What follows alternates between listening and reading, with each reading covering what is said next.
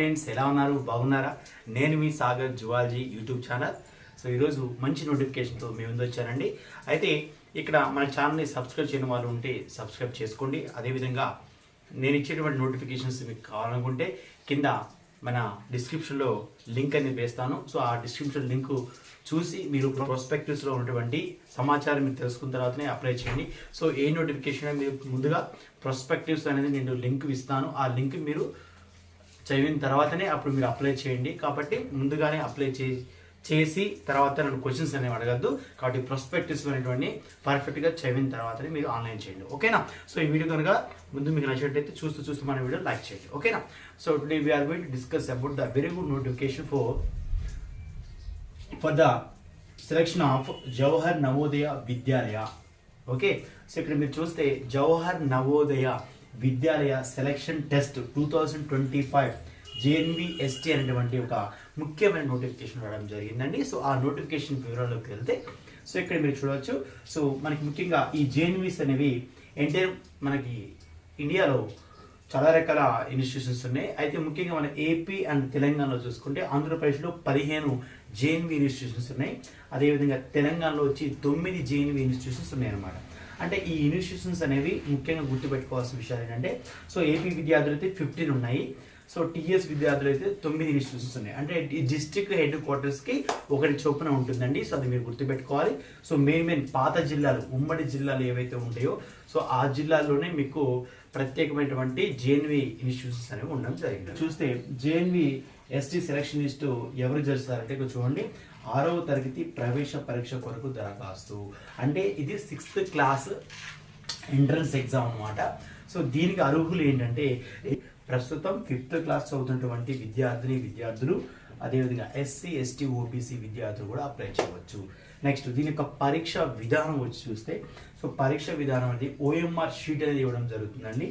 అదేవిధంగా objective questions మీకు booklet పరీక్ష ఇవ్వడం జరుగుతుంది. అంటే బుక్లెట్ పరీక్ష ఇచ్చంటే బుక్ లాగా ఉంటుంది అనమాట. సో ఆ బుక్ లాంటి ఇచ్చిన తర్వాత అన్ని క్వశ్చన్స్ అనేవి అందులో ఉంటాయి. సో దాన్ని చూసి మీరు OMR షీట్లో మీరు బబుల్ చేయాల్సి వస్తుంది అనమాట. సో ఇక్కడ చూడండి, సో ఆబ్జెక్టివ్ క్వశ్చన్స్ బుక్లెట్ పరీక్ష ఉంటుంది. సో బ్లూ ఆర్ బ్లాక్ పెన్తో రాయాలి. ఏ పెన్తో రాయాలండి? సో బ్లూ ఆర్ బ్లాక్ పెన్తోనే బబుల్ చేయాలి. సో ఇక్కడ నో పెన్సిల్ యూజ్, గుర్తుపెట్టుకోండి, పెన్సిల్ అనేది యూజ్ చేయద్దండి.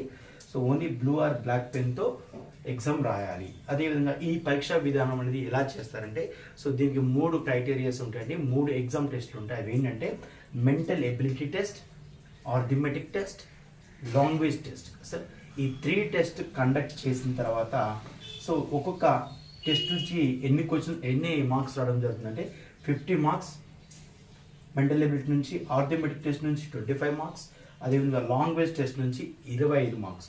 సో మొత్తం మీకు 100 మార్క్స్ అనేది కండక్ట్ చేయడం జరుగుతుంది.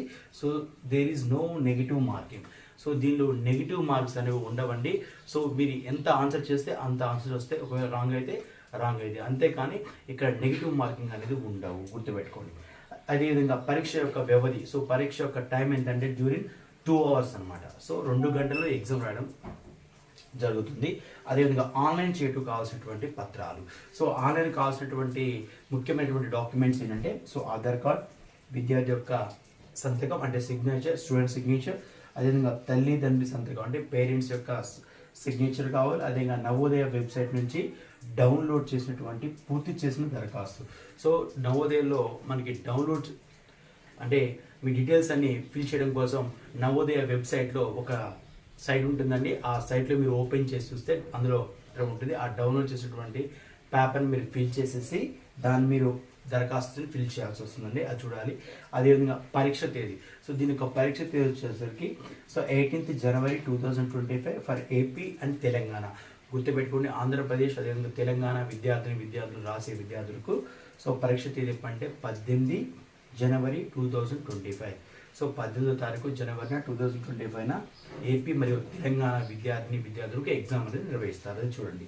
అదేవిధంగా ఆన్లైన్ తేదీ చివరి తేదీ, సో ఆన్లైన్ యొక్క last date, so the last date of application date 16th September 2025, 16 September 2025 ఇది లాస్ట్ డేట్గా కన్సిడర్ చేయడం జరిగింది. కాబట్టి ఆన్లైన్ అనేది ఫస్ట్ చేయాలి, గుర్తుపెట్టుకున్న ఆన్లైన్ చేయాలి.